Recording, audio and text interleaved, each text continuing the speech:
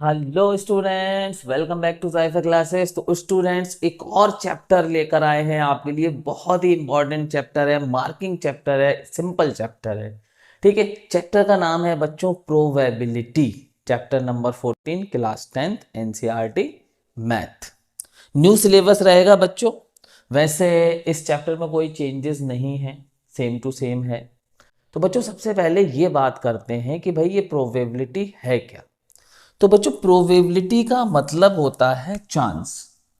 क्या मतलब होता है प्रोबेबिलिटी का? चांस,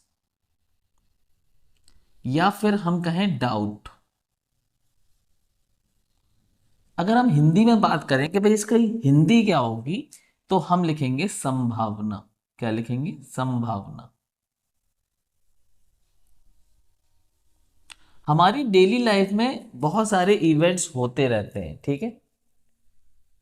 कुछ हम सोचते हैं कि भाई ये इवेंट हो जाएगा, जैसे कि इंडिया जीत जाएगी, है ना। हमारा दिल कहता है कि भाई इंडियन क्रिकेट टीम जो है वो मैच हो रहा है, वो जीत जाएगी। लेकिन हर बार ऐसा नहीं होता कि इंडियन क्रिकेट टीम जीत जाए। ठीक। आप अगर क्रिकेट देखते हैं तो वहां पर एक प्रिडिक्टेबल टेबल आती है कि प्रिडिक्ट किया जाता है कि कितना परसेंट चांस है इंडिया के जीतने का। ठीक है। फिर मैच आगे बढ़ता है तो मैच की सिचुएशन को देखते हुए क्या होता है, वो चांसेस चेंज होते रहते हैं। शुरुआत में बहुत अच्छा चांस था जीतने का, लेकिन जल्दी जल्दी विकेट गिर जाते हैं तो क्या होता है कि अब जीतने के चांस धीरे धीरे कम होता जाता है। ठीक है। तो जब कोई इवेंट इस चीज से जुड़ जाए कि वो हो सकता है या नहीं हो सकता है, चांस आ जाए उसमें, तो फिर प्रोबेबिलिटी की शुरुआत होती है। ठीक है। अब हुआ क्या कि शुरुआत में प्रोबेबिलिटी एक नंबर में हम नहीं लिख पा रहे थे। ठीक है।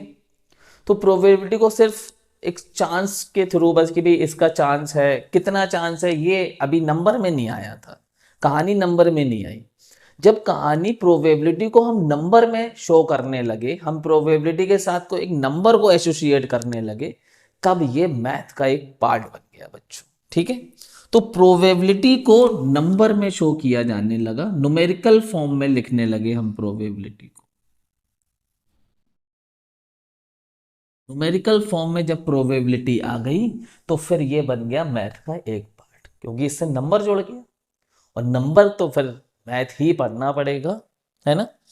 तो बच्चों, नाइन्थ क्लास में आपने प्रोबेबिलिटी चैप्टर पढ़ा था। तो बच्चों, नाइन्थ क्लास में जब आप प्रोबेबिलिटी चैप्टर पढ़ रहे थे, तो आपने अगर पढ़ा है तो मेरी बात आप समझ जाएंगे। ठीक है। और आपने नहीं पढ़ा है तो थोड़ी सी आपको दिक्कत होगी। आप एक्सपेरिमेंटल अप्रोच की बात कर रहे थे नाइन्थ में। नाइन्थ में हम किस अप्रोच की बात कर रहे थे? हम नाइन्थ में एक्सपेरिमेंटल अप्रोच की बात कर रहे थे। Experimental approach. इस एक्सपेरिमेंटल अप्रोच को एम्पायरिकल भी कहते हैं। ठीक है। Empirical approach. ये थोड़ा सा बेसिक इसका पढ़ लेते हैं और सीधे चलते हैं एक्सरसाइज पे स्टूडेंट्स, क्योंकि हमारे पास टाइम बहुत कम है। तो अगर जिन बच्चों को एग्जाम्पल करना है, वो मुझे कमेंट्स में जो है मैसेज कर देंगे, कमेंट्स में लिख के बता देंगे कि सर हमें एग्जाम्पल भी करना है। तो फिर मैं एग्जाम्पल के लिए एक अलग से वीडियो बना दूंगा। ठीक है। तो हम बात कर रहे थे एक्सपेरिमेंटल या एम्पायरिकल अप्रोच की। यहां पर जब हम प्रोबेबिलिटी निकालते थे किसी इवेंट की, तो यहां पर एक्सपेरिमेंट किया जाता था। ठीक है। जैसे एक कॉइन को हमने लिया, टॉस किया, 1000 टाइम टॉस किया, फिर हमने देखा हेड कितनी बार आ रहा है और टेल कितनी बार आ रहा है। भाई जब आप कॉइन को टॉस करेंगे तो यहाँ प्रोबेबिलिटी बनेगी, क्योंकि जब आप कॉइन को टॉस करते हैं तो आपके पास दो तरह के आंसर आ सकते हैं, या तो हेड आएगा या टेल आएगा। आपको नहीं पता, क्योंकि ये अनप्रिडिक्टेबल है। जब तक टॉस नहीं हुआ है, जब तक अनप्रिडिक्टेबल है कि हेड आएगा या टॉस आएगा। और जब कोई चीज अनप्रिडिक्टेबल होती है, वहीं पे प्रोबेबिलिटी जुड़ जाती है उसके साथ। तो बच्चों, हम क्या बात कर रहे थे जब हम नाइन्थ में थे, या नाइन्थ में जब हम प्रोबेबिलिटी पढ़ रहे थे, तो एम्पायरिकल अप्रोच की बात कर रहे थे। एम्पायरिकल अप्रोच में प्रोबेबिलिटी निकालने का जो तरीका था वो ये था कि टोटल नंबर ऑफ ट्रायल्स नीचे लिखे जाते थे डिनोमिनेटर में, total number of trials, trials कहते थे बच्चों कि कितनी बार आपने सिक्के को उछाला है। मान लो 1000 बार आपने सिक्कों को उछाला है तो टोटल नंबर ऑफ ट्रायल्स हो गया आपका 1000, ठीक है। अब आप चाह रहे हो कि हेड आए, ठीक है, हम हेड आने की प्रोबेबिलिटी निकाल रहे हैं, सपोज दैट। तो हेड कितनी बार आया, ये 1000, जब आपने 1000 बार टॉस किया तो हेड कितनी बार आया, तो टोटल नंबर ऑफ आउटकम्स, हम यहां पर इवेंट्स हैपन कि इवेंट्स जो है, total number of trials in which events happen, ठीक है, वो ऊपर लिखेंगे। Total number of trials, total number of trials in which event happen,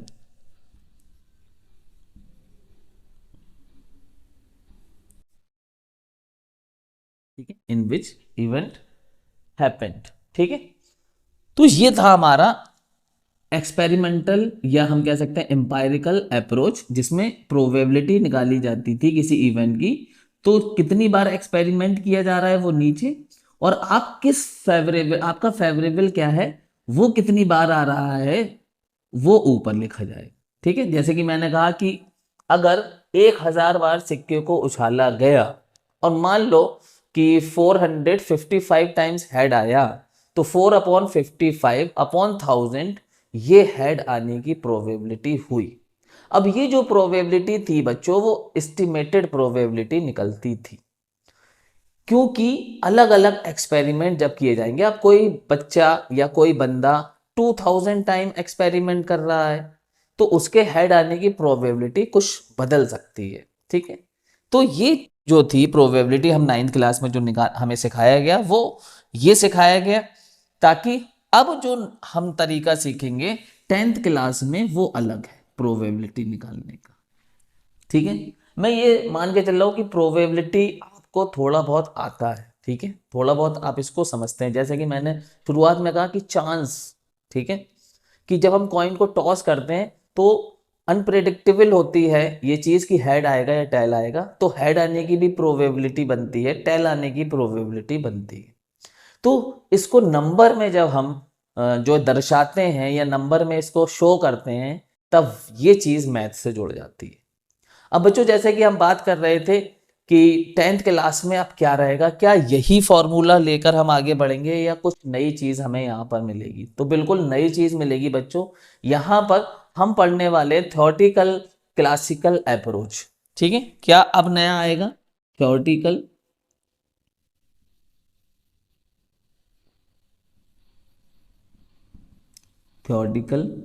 या इसको कहते हैं क्लासिकल अप्रोच।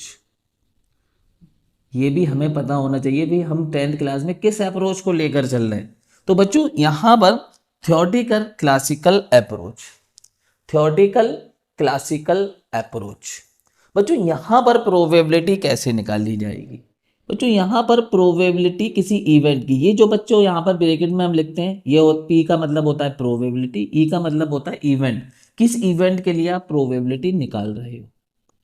यहां पर बच्चों होता है total number of outcomes, total number of outcomes, जो हमारा एक्सपेरिमेंट है उसमें कितने टोटल नंबर ऑफ आउटकम्स हैं, और आप किस चीज की प्रोबेबिलिटी निकाल लो, किस इवेंट के होने की प्रोबेबिलिटी निकाल रहे हो, वो ऊपर लिखेंगे number of favourable outcomes, favourable outcomes.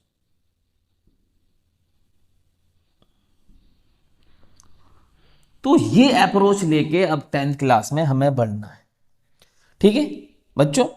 जैसे कि अब मैं आपको समझाऊं, जैसे कि अगर हमने कॉइन को टॉस किया, अब हमारे पास कितनी तरह के आंसर आ सकते हैं? हमारे पास या तो हेड आ सकता है या हमारे पास टेल आ सकता है, या तो हमारा हेड आ सकता है या हमारा टेल आ सकता है।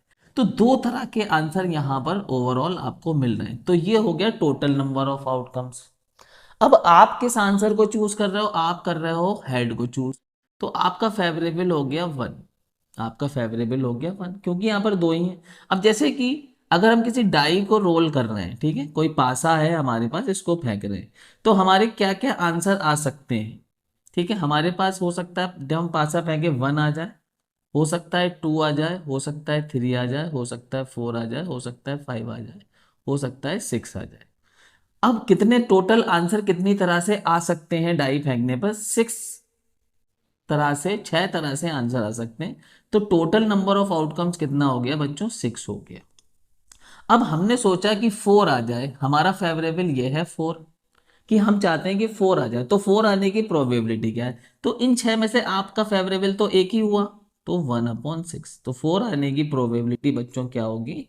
1/6 होगी, according to classical approach. According to classical approach, classical approach में आपको बहुत सारे एक्सपेरिमेंट करने की जरूरत नहीं है, जैसा कि 9th क्लास में था, ठीक है। तो इतनी बात मेरे ख्याल से आपको समझ में आ गई। तो बच्चों अब आगे बढ़ते हैं और क्लासिकल अप्रोच के अकॉर्डिंग हम और चीज़ों को देखते हैं, ठीक है। तो सबसे पहले बात करेंगे कि अगर कोई एक्सपेरिमेंट है, एक एक्सपेरिमेंट के साथ कई सारे इवेंट जुड़े हो सकते हैं, ठीक है। जैसे कोइन का एक्सपेरिमेंट करें, कोइन का, तो इसके साथ 2 इवेंट जुड़े हुए हैं।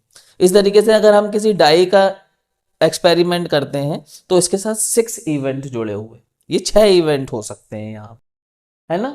तो हो सकता है कोई ऐसा एक्सपेरिमेंट हो जिसमें सिर्फ 3 इवेंट्स जुड़े हुए हों उसके साथ, या 4 इवेंट्स जुड़े हुए हों, ठीक है।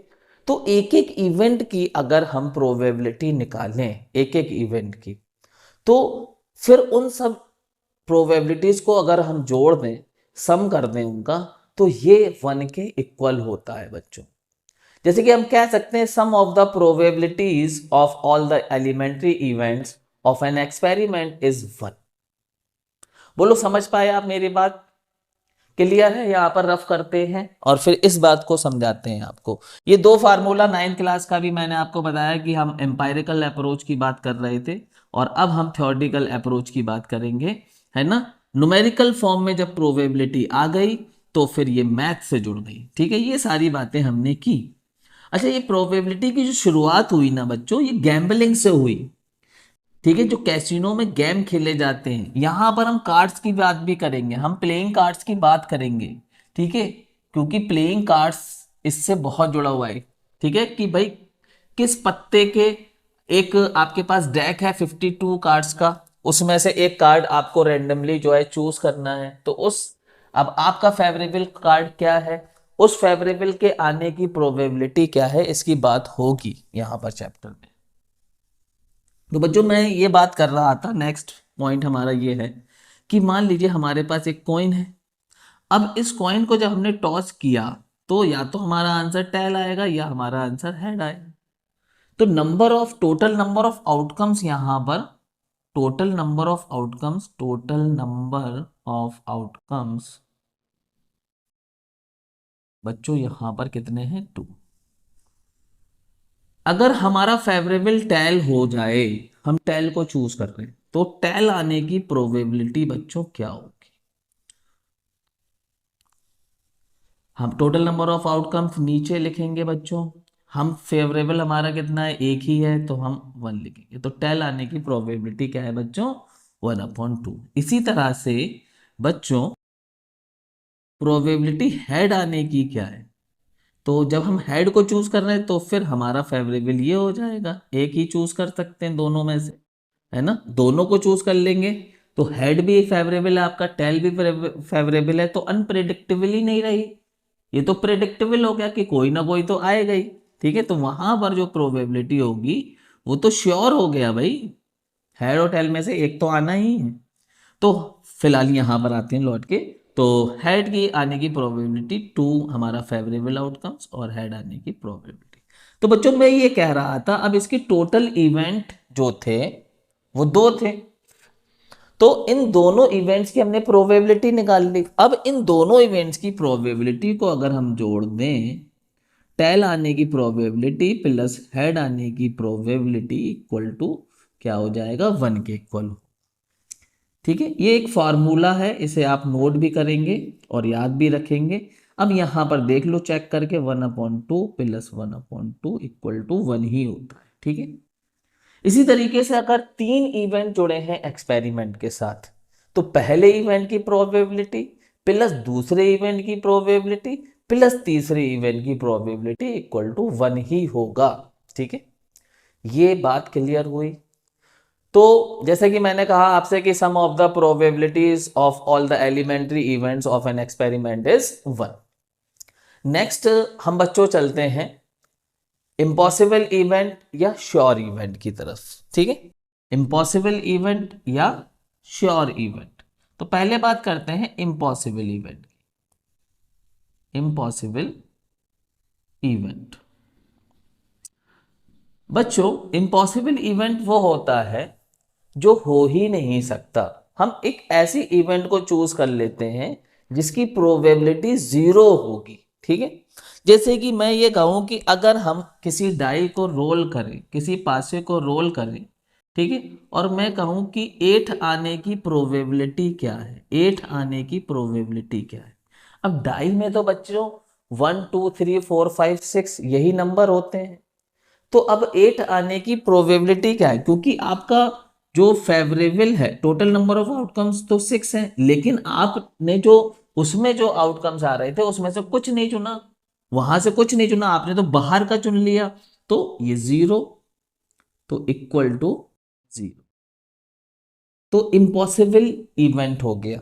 तो इम्पॉसिबल इवेंट की जो प्रोबेबिलिटी आई, इम्पॉसिबल इवेंट की जो प्रोबेबिलिटी आई वो बच्चों आई 0, ठीक है। तो इम्पॉसिबल इवेंट की प्रोबेबिलिटी बच्चों क्या होती है, 0 होती है, ठीक है। दूसरा हमारे पास बच्चों श्योर इवेंट। श्योर इवेंट, अब श्योर इवेंट ये है बच्चों कि ये इवेंट हो जाए, 100% ये इवेंट हो जाए, ठीक है। अब मैं ये चूज कर लूं कि मैं प्रोबेबिलिटी निकालना चाह रहा हूं, मैं एक पासे को फेंक रहा हूं और मैं चाह रहा हूं कि जो नंबर आए वो लेस देन 7 हो, जो नंबर आए वो लेस देन 7 हो, ठीक है, लेस देन 7।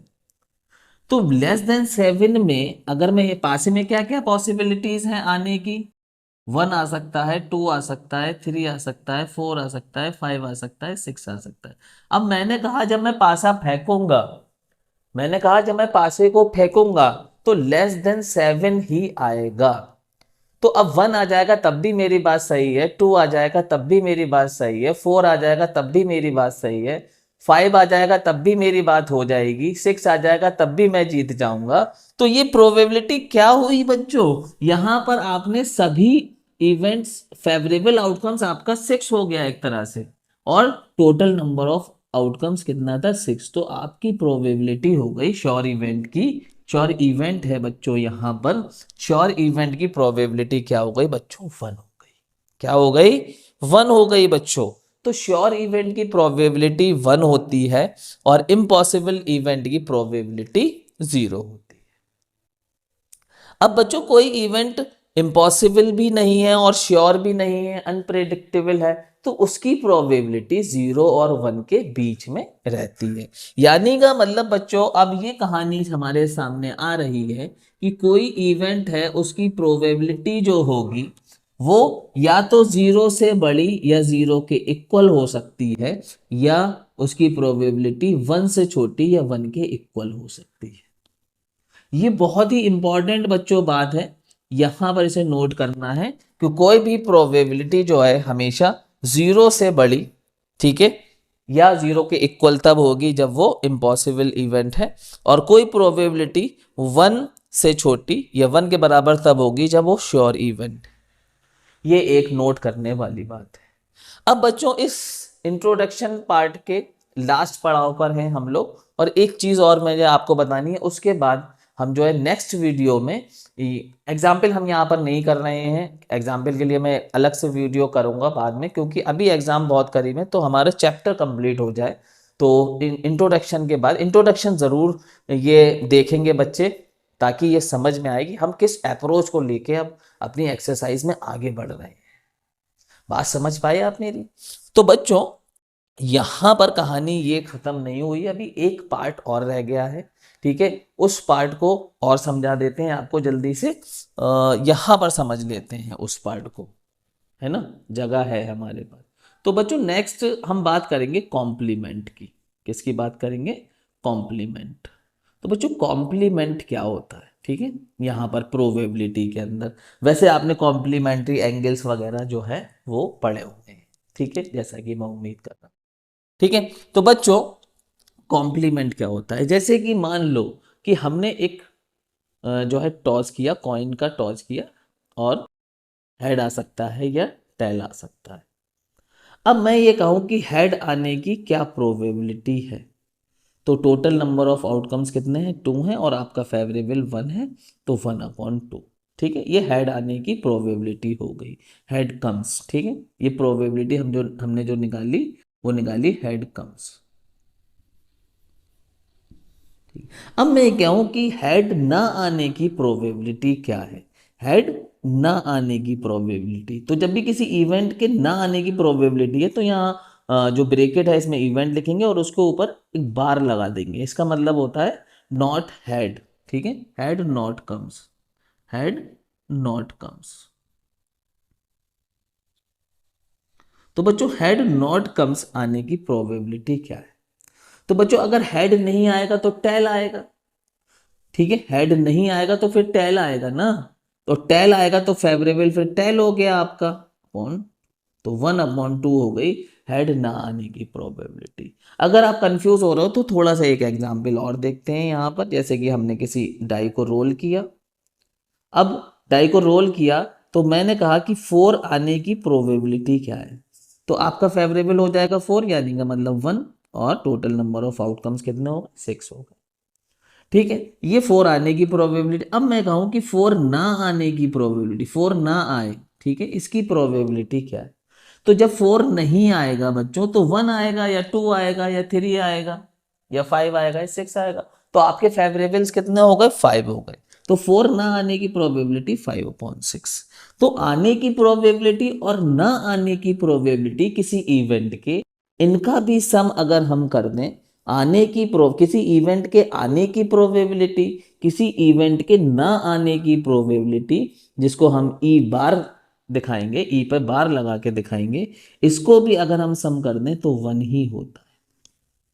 अब 2 एग्जाम्पल हमने यहां पर करे, दोनों को हम जोड़ते हैं। सबसे पहले हेड आने की प्रोबेबिलिटी प्लस हेड ना आने की प्रोबेबिलिटी, ठीक है, इक्वल टू 1 होनी चाहिए। तो हेड आने की प्रोबेबिलिटी 1/2 थी, और हेड ना आने की प्रोबेबिलिटी 1/2 थी, और ये 1 हो रहा। इसी तरीके से 4 आने की प्रोबेबिलिटी क्या थी बच्चों? 4 आने की प्रोबेबिलिटी थी 1/6, और 4 ना आने की प्रोबेबिलिटी थी 5/6, और ये भी बच्चों 1 हो रहा है। 5 and 1 6, 6/6 क्या हो जाएगा? 1 हो जाएगा। तो ये जो है आप नोट करेंगे यहाँ पर, इसका बहुत यूज होगा, ठीक है। कई ऐसे सवाल आएंगे जहां पर किसी इवेंट के आने की प्रोबेबिलिटी प्लस किसी इवेंट के ना आने की प्रोबेबिलिटी इक्वल टू 1, इसका यूज होने वाला है। अब जो नेक्स्ट प्रॉब्लम इस चैप्टर में आ सकती है आपको प्लेइंग कार्ड्स को लेके, ठीक है। प्लेइंग कार्ड्स को लेके आपको प्रॉब्लम आ सकती है बच्चों। तो बच्चों यहां पर मैं रफ कर दे रहा हूं, और यहां पर मैं आपको कार्ड्स दिखा रहा हूं कुछ, ठीक है। यहाँ पर बोर्ड पर स्क्रीन पर मैंने कुछ कार्ड यहाँ पर लगा दिए, कार्ड कुछ कार्ड क्या, सभी कार्ड मैंने यहाँ पर लगा दूंगा, ठीक है। तो बच्चों यहाँ पर 52 कार्ड्स होते हैं एक डेक में, ताश की एक गड्डी में 52 कार्ड्स होते हैं, ठीक है। तो यहां पर आप देख रहे हो, ठीक है, कि एक रेड कलर के टोटल कार्ड्स, अगर रेड कलर की बात करी जाए तो रेड कलर के टोटल कार्ड्स जो है वो 26 है। कितने हैं? 26 हैं रेड कलर के। एक रेड कलर का कार्ड है जिसमें ये सिंबल है हार्ट, ठीक है, तो इसको कहते हैं हार्ट ही कहते हैं इसको। ये 13 ये है, और रेड कलर में ये एक आप देख रहे हो सिंबल, इसको कहते हैं डायमंड बच्चों। ये 13 ये, तो टोटल कितने होगा? 36, ठीक है। हर सिंबल में यहां पर अगर आप देखो, कार्ड्स देखो आप गौर से, तो ए है, फिर ए का कार्ड है, एक एक 1 का है, 2 का है, 3 का है, ठीक है, 4 का है, 5 का है, ऐसे 10 तक है। फिर उसके बाद एक जैक का कार्ड है जिसको जोकर कहते हैं, फिर एक किंग का कार्ड है, जोकर के बाद देखिए क्वीन का कार्ड है, क्वीन, ठीक है, और एक राजा, ठीक है, किंग का कार्ड। तो ये 3 कार्ड जो हैं बच्चों ये फेस कार्ड कहलाते हैं। क्या कहलाते हैं? फेस कार्ड, फेस कार्ड, ठीक है। इसी तरीके से डायमंड में भी यही सारे कार्ड हैं, ठीक है, इन्हीं नंबर्स वाले, इन्हीं फेस वाले सारे कार्ड, 13 कार्ड। डायमंड के बाद बच्चों एक सिंबल आप यहाँ पे देख रहे हो कुछ इस तरीके का है, इसको कहते हैं बच्चों स्पेड या हुक्म। तो 13 कार्ड इसके भी हैं। ये ब्लैक में है, ये रेड में है बच्चों, ये रेड में है, ये ब्लैक में है, देख रहे हो आप यहाँ पर। तो 13 यहाँ पर भी ए, ए को कहते हैं बच्चों, ए वाला जो कार्ड होगा उसको एस कहते हैं, ठीक है, एस का कार्ड, ठीक है। बाकी जैक, क्वीन, किंग और 1 2 3 तो रहेगा, ठीक है। वन, सॉरी, 1 का कार्ड नहीं होता है, 1 की जगह पे एस आ जाता है, ठीक है, 1 का कार्ड नहीं है, सॉरी, ठीक है, माई मिस्टेक, 1 का कार्ड नहीं होता। ए और 2 से फिर कार्ड शुरू होते हैं 10 तक, 2 से लेके 10 तक जाते हैं और फिर जैक, क्वीन और किंग रहता है। इसी तरीके से बच्चों यहाँ पर एक ब्लैक आप देख रहे हो, यहाँ पर मैंने लगा रखा है। तो ये 13 रहेंगे, इसमें भी ए रहेगा, फिर 2 3 से 10 तक कार्ड रहेंगे, फिर जैक, क्वीन और किंग रहेगा। तो 13 कार्ड्स इस वाले में रहेंगे, स्पेड कहते हैं। एक बच्चों आप यहाँ पे सिंबल देख रहे हो कुछ इस तरह से, ठीक है, कुछ इस तरह से सिंबल देख रहे हो, इसको कहते हैं बच्चों क्लब, इसको कहते हैं इंग्लिश में क्लब, और वैसे नॉर्मली जो लोग कार्ड्स खेलते हैं इसको कहते हैं चिड़ी।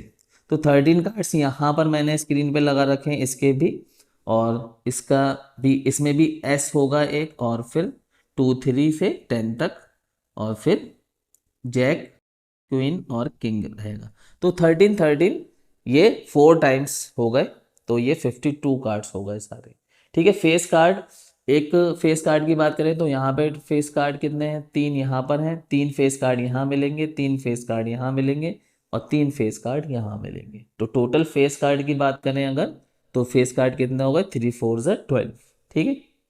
अगर खाली किंग किंग की बात करें तो किंग कितने हो गए? तो 4 किंग हो गए, 4 क्वीन हो गई, 4 जैक हो गए अगर देखा जाए, ठीक है। तो इस तरह से टोटल 52 कार्ड्स यहाँ पर आप देख रहे हो। यहाँ पर मैंने नाम भी बताया, ये हार्ट है, ये डायमंड, ये स्पेड, ये क्लब, ठीक है। तो ये इंट्रोडक्शन वीडियो था स्टूडेंट्स। अब हम लोग नेक्स्ट वीडियो में चलते हैं एक्सरसाइज पर, ठीक है। तो wish you all the best.